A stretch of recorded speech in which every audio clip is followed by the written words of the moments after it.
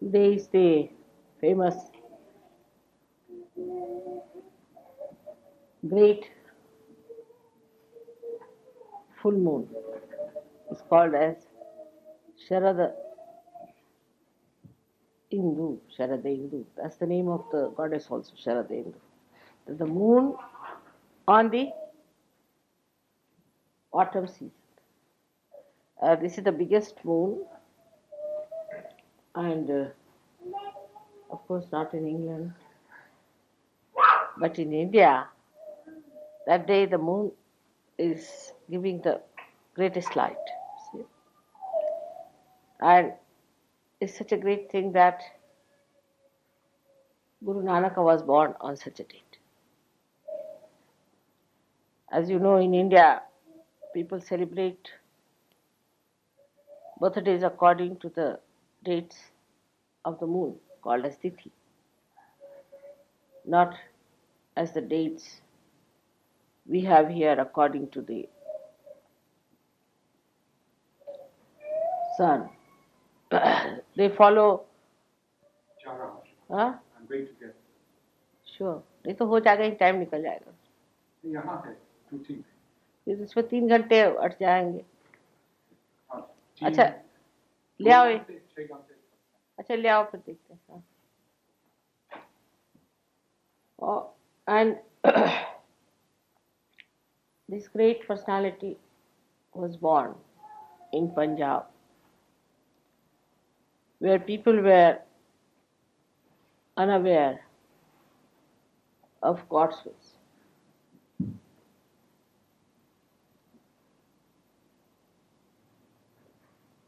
He was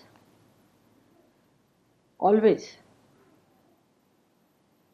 bothered about the Dharma in all his lives.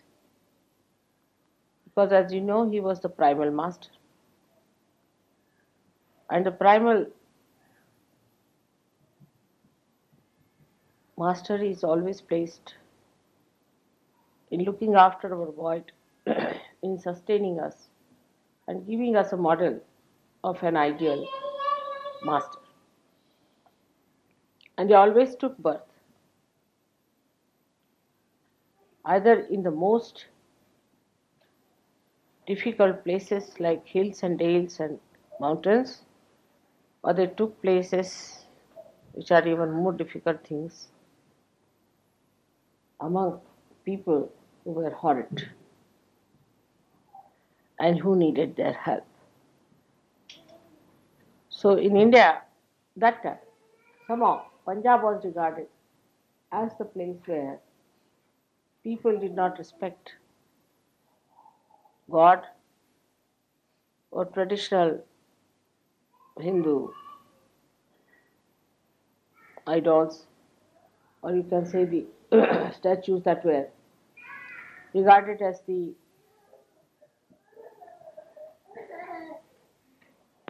vibrating ones. But they worshipped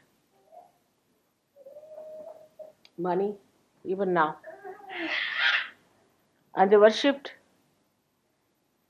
power. And as that time there was a king who was very anxious to convert people to Islamic religion by giving them money. Many were taking to Islam. As a result, the Hindus started hating the Muslims, and a big hatred developed among Muslims and Hindus. That's how, in those circumstances where there was a quarrel going on between the followers of Muhammad and followers of Hinduism, Muhammad himself took his birth on this earth, though he had decided not to take any more births. He thought that it will solve the problem. Though this incarnation is such that it never dies. Even if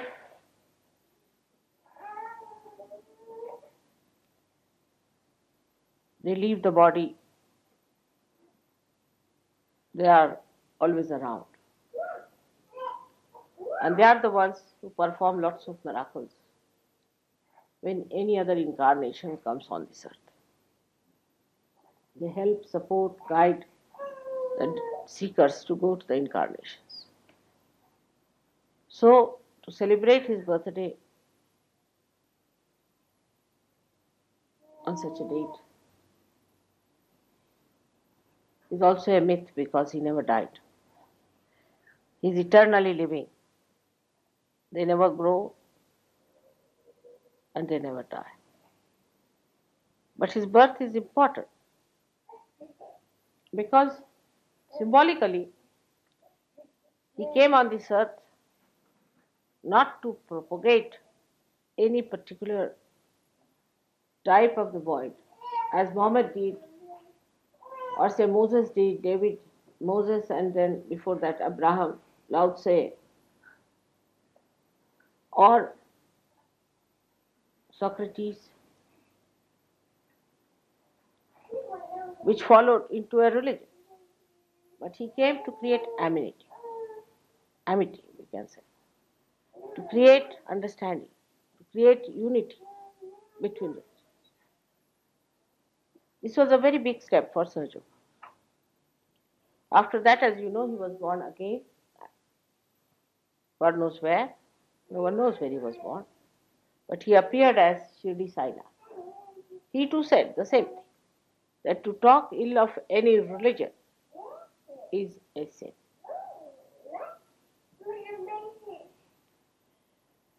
But these efforts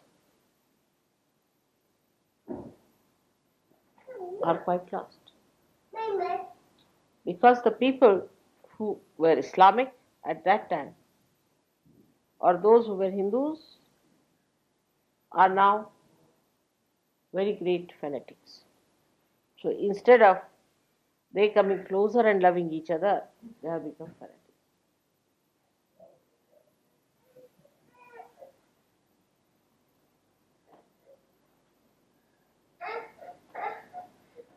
Though we find that Islam is spreading so fast.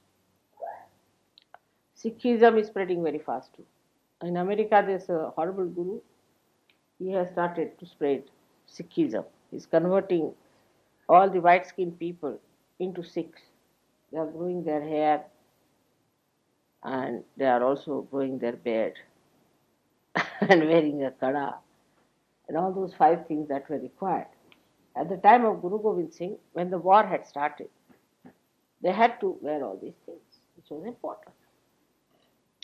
Because war had started, and to protect Hinduism or Hindus from the invasion of the Muslims, the fanaticism of the Muslims, they took to this kind of a military stuff. Actually, if you believe in God, nothing can be killed. But I think Guru Gobind thought that we had to take it. In all this prophetic religion, if you see, all the prophets who have spread all the religions, they were always attacked so badly that they had to take to weapons. Even in Islam, they had to take to weapons to protect themselves. Now, when these people took to weapons, they had some discipline put on the people. Without the discipline, nothing is possible. And very strict discipline was there for the Sikhs. Now today's Sikhs are no more Sikhs. They are just outside and inside their ground.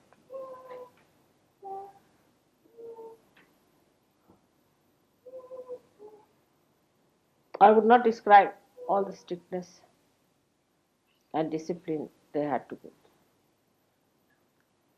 But every disciple has to go through a very severe disciplining of himself if he has to become the Guru. There is no doubt about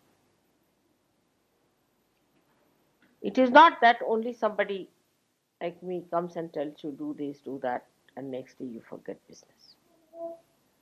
It's a very serious matter. One has to understand. You have got your realization through Saju. Now you have become Sajogi. But still I would say you are not full Saj Yogis, because every Saj Yogi has to be a guru. Otherwise he is not a Saj Yogi. First of all, you are yogis because you got your realization. But yogis are of no use, you have to be Saj Yogis. So you were told about all the chakras, everything. You were told about all the problems of Kundalini, how to cure them. Everything about it was told to you. Now you became with that a different type of a race, different type of people who are twice born, who are born by the Spirit, not by the flesh. Remember that. That's a very important point which John has said, that you are born by the Spirit and not by the flesh. Those who are born by the flesh are in flesh. But if you were born by the Spirit, that's how you were twice born. And when you knew all about the Spirit and the Kundalini, then you are a Saj. But unless and until you become Guru, you are not a full Saj. So to begin with, we must understand that Spirit is described as a kala, as a phase of moon, one phase of moon. But a Guru is described as the full moon, Purnima, Guru Purnima. Guru is the full moon. It's not just a phase. So from one phase, you have to go to the stage where you become a complete Guru. 16 phases there are altogether, and you have to cross these 16 stages to become the Guru. Now how do we do it? We have to be extremely objective about it. How do we become Guru? Because we have to become Gurus, no doubt. Now you cannot just say that, Mother, you give us a tape and we learn by heart. And we go to another person and say blah, blah, blah, blah, blah. Same thing, whatever I have told you, or take my tape and show them that, Mother, this is our mother, and she's like this and like that and like that. But they will say, all right, she might be, but what about you, sir? Now, Sahaja Yoga has a very big responsibility, which I don't think people understand. I wish they could listen to me very intensely and understand it. So far, if you see, Gurus remained Gurus and no disciples became Gurus. They were still regarded as disciples of the Guru, whether it was fake or anything. They never became Gurus themselves.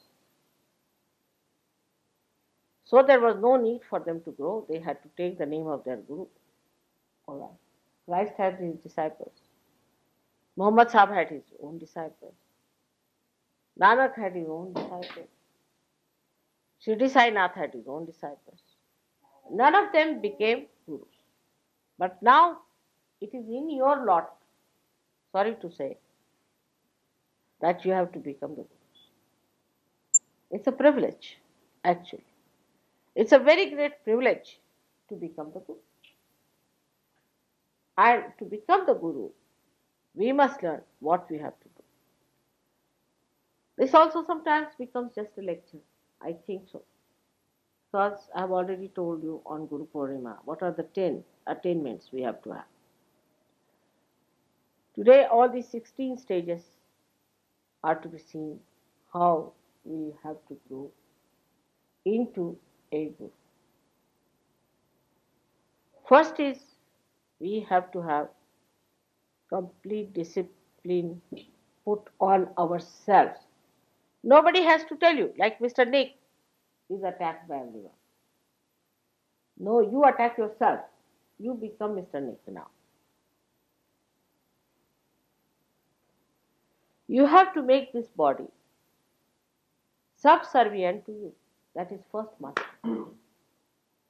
The mastery is that my body can sleep anywhere. It can starve itself. It can live under any circumstances. It dare not grudge. Anywhere. It should be able to sleep anytime. It should be able to keep awake anytime. This body is to be mastered. Even if you read Ashtanga Yoga, first thing is mastery of the body, they say. So after realization, the first thing you have to do is to master this body. And is the most difficult thing for Western people. Because the matter is sitting on their spirit. First the spirit has to come. First phase. At least the spirit has to be there. If you have to be the spirit, then the matter of moon has to be covered with that light. In the first phase, we have to master our body. So what do we do to master our body? First of all, we must see that what are the things that drain out our bodily must.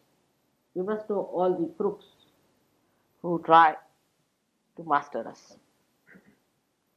So take you out yourself. If you could move a little, I mean, I have to turn too much to it. A little bit like that. There's a lot of space. So I have to first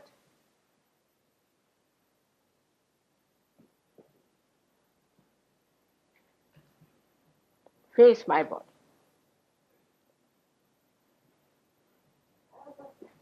That first and foremost thing in Sahaja Yoga we learn that we have to respect our body. This is the first principle of respecting our body. Means indulgence is sinful to the body. Because indulgence gives you a body which is no good. First of all, you must respect your body so that you can master it. If I do not respect you, I cannot master it. So to master the body, first of all, respect your body. And to respect your body, you must look after your body very well. But no indulgence. That doesn't mean that you go and stand in the mud or in the rain for hours together or get exposed to make your body absolutely sort of a abode of all the diseases and colds and coughs and things like that. So your poor mother suffers cleaning your Vishuddhi. It's like a horse whose neck is down. So you must look after your body by not giving it diseases.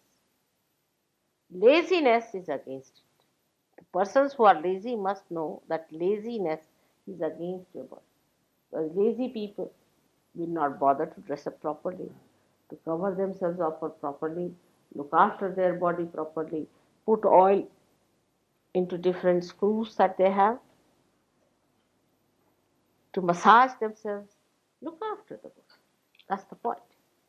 To look after the body, you must give some time because this body is the temple of God. And now you have become the temple, but if the temple is dirty, is sick, is filthy, is unimpressive, is like a stick or like a balloon, nobody is going to come near it. So try to improve your personality that it has to be a beautiful temple. I mean, I have given you so many tips that I think in my lifetime I have not given so many tips, even as this. Because normally people who came to a guru in those days were really, really great Sikhs. They would hang themselves upside down just to please the guru for months together. So that was a very different quality. People, one or two. Now when you have quantity, quality goes down, I accept. But why not you people take it upon yourself that will make our quality? So first of all, train up your body. You must take some exercise in the morning, I have told you. That people sleep after breakfast, I am told, I was amazed. I mean, this is too much. See, God has given you this house as a blessing to be more alert, to give his light to others. Instead of that, if the candle is not even flickering, what's the use? So what you have to do is to first of all brush up yourself completely. Make your body all right, alert. Actually, at your age, one should not sleep for more than 6 or 7 hours. I tell you. No need. 6 and 7 hours deep sleep is sufficient. I also, in the night, I sleep about never before 11, sometimes at 12. Yesterday we slept at 2 o'clock.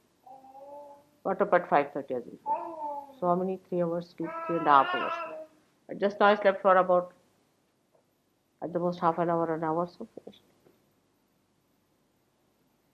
When you don't have to work, like me, in the sense, even when I sleep, I'm working. So to rest your body for such a long time, you make your body sit on your head, and it will be very, very difficult for you to be alert.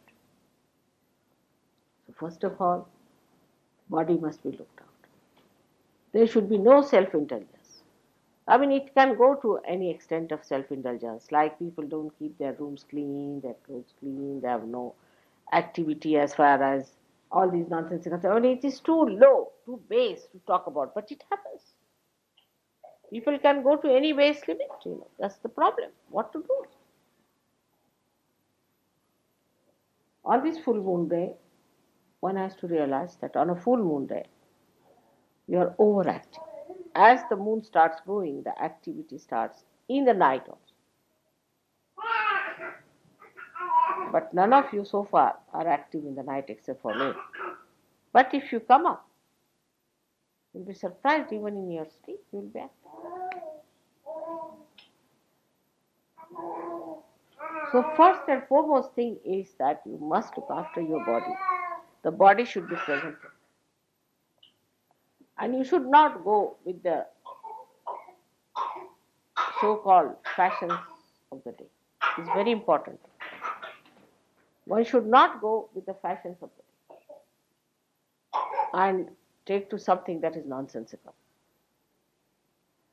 which is not good for your appearance, which makes you look funny or very fashionable, like a dandy person. We have to wear a dress which is in the center, dignified, good.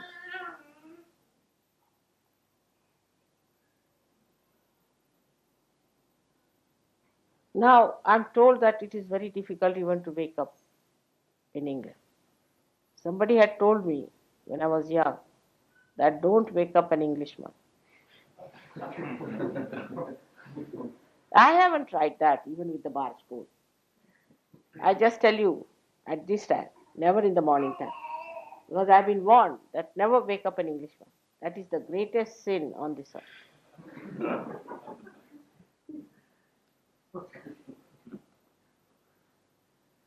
So why should English be so much addicted to sleep? The whole country is sleeping today.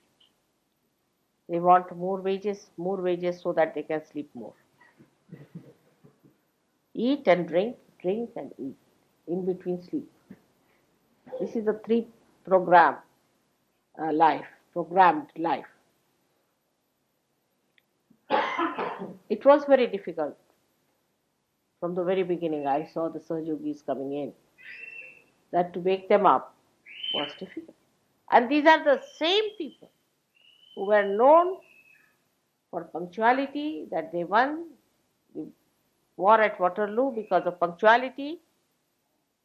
And they were so punctual that people used to set their watches even in America. They are the same people.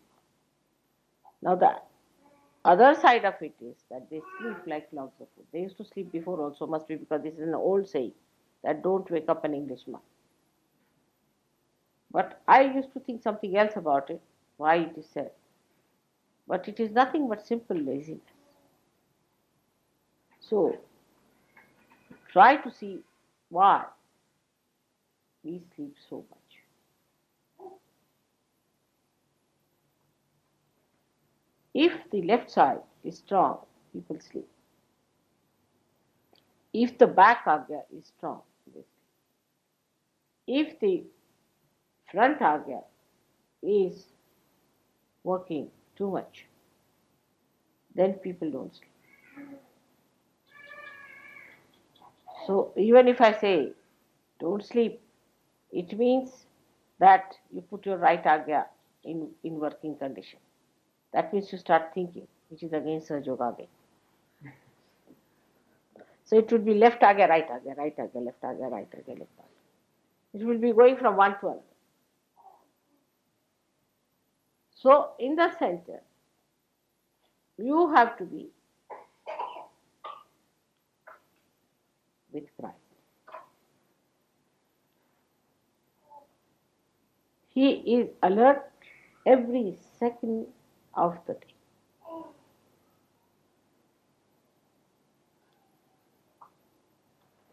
Healing, beating, hitting,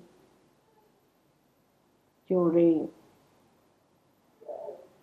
looking after, guiding, 24 hours. And go and ask any realized soul who is called as Avadhuta, the one who is a master. They will tell you they hardly sleep for 3 hours or 4 hours. Because they cannot work when they are sleeping. So they sleep for 4 hours, the rest of the time they are working. Either they meditate and do things by projection, or they work with their hands. They are busy people. They are very busy. You have to be very busy people, because now you are employed by God. And you have to do full justice to this employment by working hard. On the contrary, we have seen that it's very easy to get lazy.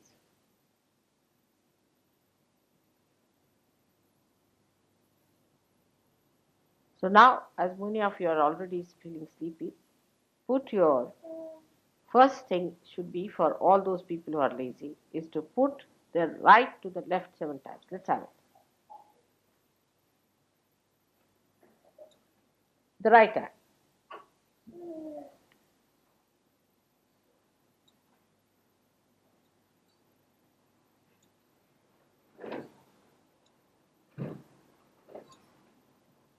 Ha. It's better. Now the back agya. Let's have it. Laziness is first. Sri Krishna was against laziness. I mean, anywhere he got a chance, he talked against laziness. Alasya. Now watch me. On the photograph, you can do the same.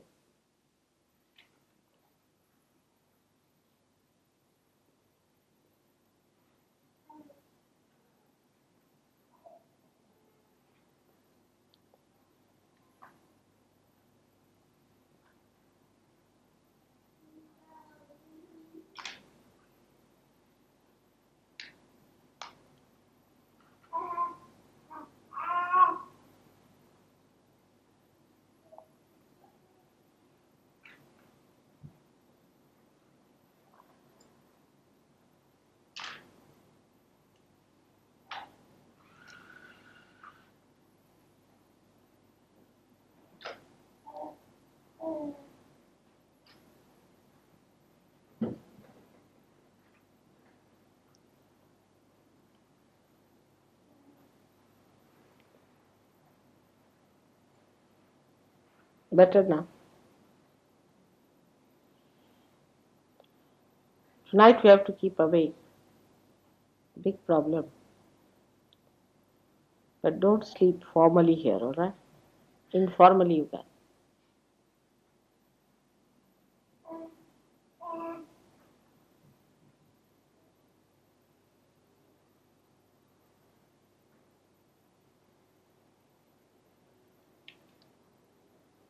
Better? Put your eyes thrice.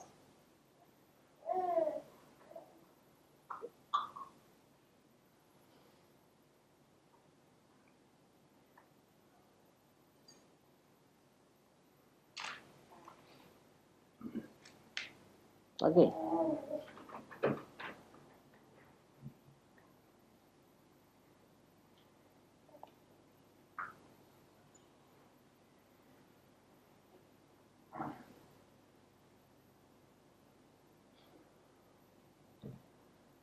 So the mastery should be, first of all, of your body. Say you are sleeping on one side, you get a pain. Then what do? You sleep on the other side. In the same way, this body is to be made immune to different shocks. You see, like you put the watch in the water, shock it with the water, so it is waterproof. So a Sahaja has to be an all-proof person. So he has no place to complain because he's supposed to be all-proof, you see. Anybody Sahaja who complains, you can say, how are you complaining? Because you have to be all-proof. So no complaints of any kind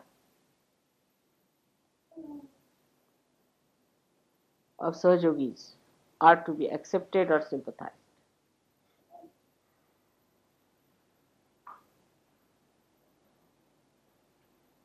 If you start accepting people who are complaining type, you will be always busy looking after them and you will be of no use for Sahaja. Those who have habits of complaining and all that should go to the hospital and stay there. Complaining people are really people who have some sort of a possession, I think, that they all the time complain and try to torture you and make a nuisance out of it. Such people cannot become gurus. Imagine if the guru is complaining, then what is he going to teach? Only complaining. The teachers will be expert in complaining and the students will be also experts in complaining. So you create a set of complaining disciples. You see. And when they come to me, what I find, they all have double bliss than yourself about their complaints. But also is very characteristic. Like Australians seldom complain. And if they complain, they are hit also very badly. Seldom you will find an Australian complaining. I have got letters, except for one or two, who have now found themselves out. Seldom they complain about themselves, about their body comforts, this thing, that. So under any circumstances, those who can live are the people who have achieved the 160th. Only the 160th. Jaise rakhahu taise hi. Mother, the way you keep it, we are willing to stay. Of course, the mother has kept you very well. All the luxuries offered, mother has given. She doesn't torture you like other gurus have tortured. Once for all, my son has gone through all the tortures. There is no need to put you to any tortures or troubles. But you should see how your body reacts and tell your body, yes, Mr. Body, will you please now behave yourself and not try to be indulgent. All these indulgences come to us through our senses. So if you can master your body, you will also master your senses. For example, the master, or we can say the highest of the organ which controls most of the organs, I personally think, is the tongue. Because it's the primordial nonsense. By tongue, we speak things to hurt others. With tongue, we learn how to go on jabbering. With tongue, we can show how frivolous we are. Either we are tongue tied or tongue loose. There's nothing in between with the tongue. That's only about talking part. That's lower. But when it comes higher, eating. all the time thinking about eating. I've told you 100 times that Sahajogis should go on really sometimes on an absolutely bland, boiled, horrible food just to test the tongue. Can it eat? Try this. Then try this. My father used to tell that you must burn your tongue a little bit. That's one of the tests he said one should do. But he was a hard taskmaster as a guru. So we should see what our tongue can bear. Is it fussy about food?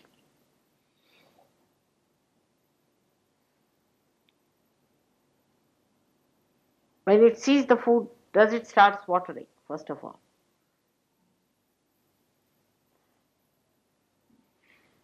Does it take our attention to food? Is food important to us? So the first thing to overcome the problems of your tongue is to starve. Starvation is the only way you can correct yourself. You see, if you starve yourself, say, morning, just have little to eat, reduce it to half. You'll be surprised your intestine will be halved out. After some time, you cannot eat even if you want. Your interest will go up. Train up yourself. Starvation is a very good thing. I think 40 days that Christ did is very good idea.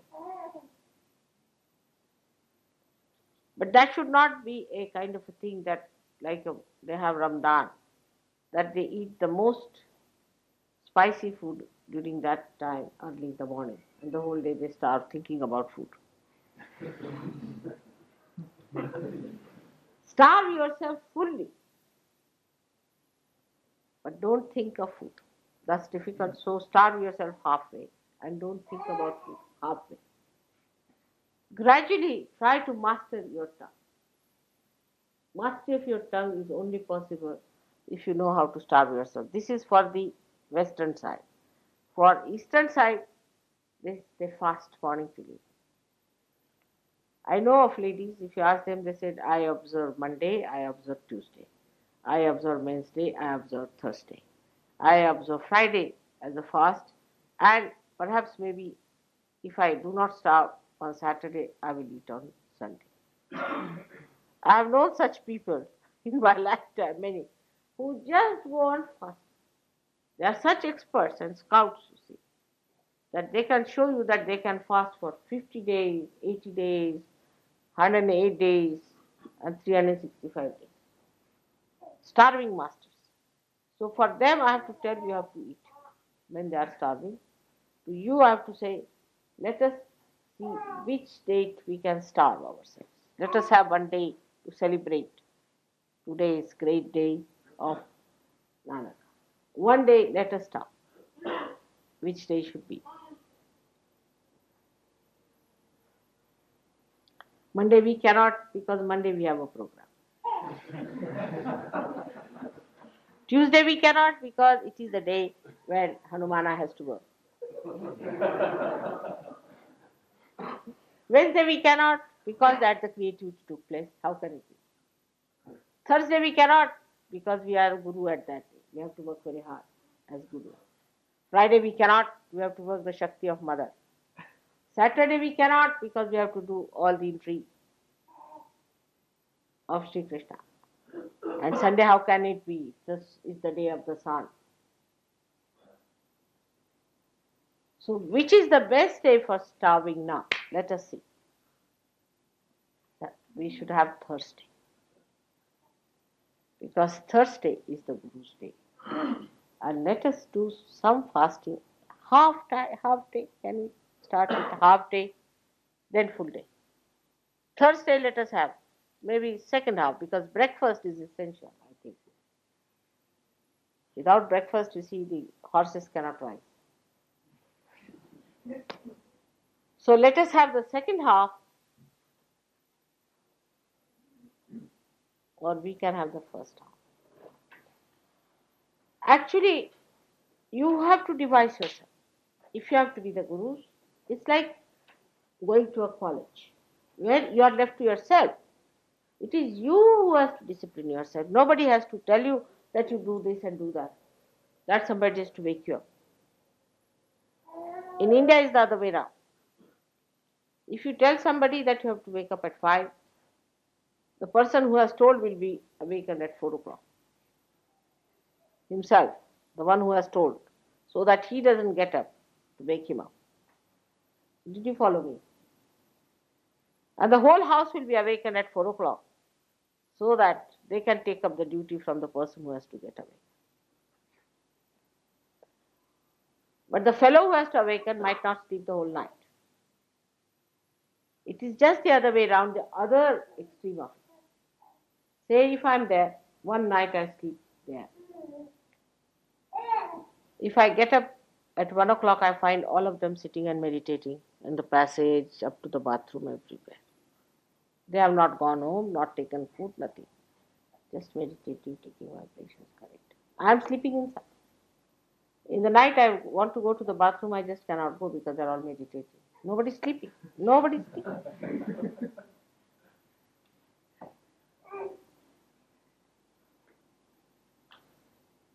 So is the other way now. So to you people, let us do one day, that you must have 1 day fasting, 1 day keeping awake. Which day should it be? Let's see. A day when there is no film.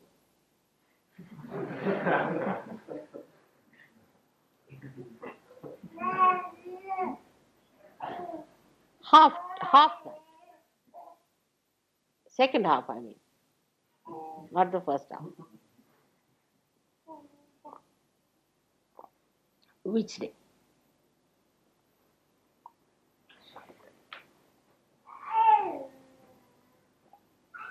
Which is the most difficult day when you cannot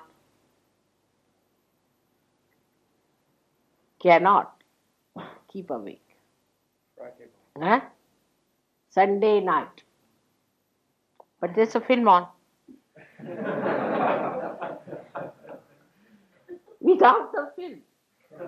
You see, treat yourself like that. Joke with yourself. Now, Sunday night, is there a film on? After 12, there isn't. So, Sunday night to get up at 12 o'clock. Let's have it. Enjoy it. Don't get angry. Make a fun out of it.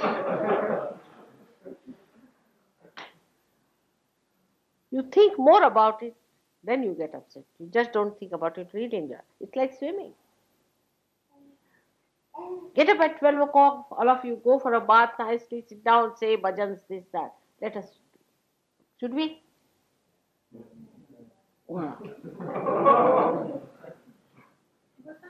Michael, what about you? I don't get to bed from 2 o'clock. Huh? I don't get to bed from 2 o'clock. Up 12 o'clock. No, you have to get up at 12.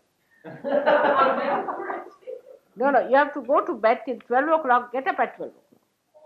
You see, the first half of the night one must be always is better. Second half of the night is the better part. Alright? So the first half of the night you all have to sleep anytime. You can sleep about 8 o'clock or 9 o'clock if you want. But that should not be important, what time you sleep. Whatever time you sleep, you have to get up at 12 o'clock in the morning. Or say after 12. So Krishna was born in the night about 12 o'clock. Nanak was born 12 o'clock in the night. All the gurus mostly took their birth 12 o'clock in the night. To celebrate that, we must have 1 day where we do not sleep after 12. But then what about Caxton Hall? We try Saturday night. Huh? Saturday night. We do it Saturday night. It'd be safer, so if there's any accidents, they happen on a Sunday rather than a Monday. All right. So you can sleep in the daytime of Saturday or of Sunday. Sunday afternoon you can sleep. No, that would be not wrong, right? But if you make any compensation, then you are not torturing your body much. You must devise a method by which your body does feel that it has to get up at 12 o'clock. Better keep it that time. What do you say? All right. I just think that people's work might suffer on the Monday. Huh? People's work might suffer on the Monday. What's it? So people's work might suffer on getting up for Monday morning. They will never. Take it from. They will not. You see, work is not important. What is important is your spirit, your mastery. Work in any case you are not going to have after some time. So that work is not important. This new work that you have taken, better look after that. Forget about your work. Forget about these things. What is important is your spirit. Otherwise, you cannot become gurus. Spirit is the most important thing. The rest of the things are absolutely unimportant. Is zero. I've been very so slowly trying to take you out of the mud of materialism and of these mundane things. But you have to work for God. You are special people. So you have to make yourself a master. So God gives you all the blessings, everything. But the idea of luxurious life must be given up. People want to make life luxurious. Then you will have the luxury of this world, but not the luxury of God's blessing. One of the two you have to select. Either you lead a luxurious life here, from this side. Either you lead a life which is luxurious on the material level, or you lead a luxurious life of God's blessing. One of the two you have to choose. The time has come. So nothing is important. See, the insecurity of money also is another nonsense. At least you people should not have. I mean, you will never starve at least. But Indians, if they do not work, they will starve. Not you people can never starve. If you are unemployed, government is happy more. As long as you don't bother them. If you sit at home and meditate, they'll be very happy.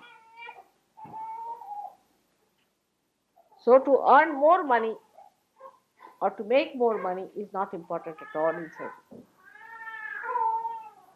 Most important thing is to be the spirit. For that, whatever is to be done has to be done. Let everything suffer. You don't make your spirit suffer. Because you have to become the full moon, like Guru Nanak.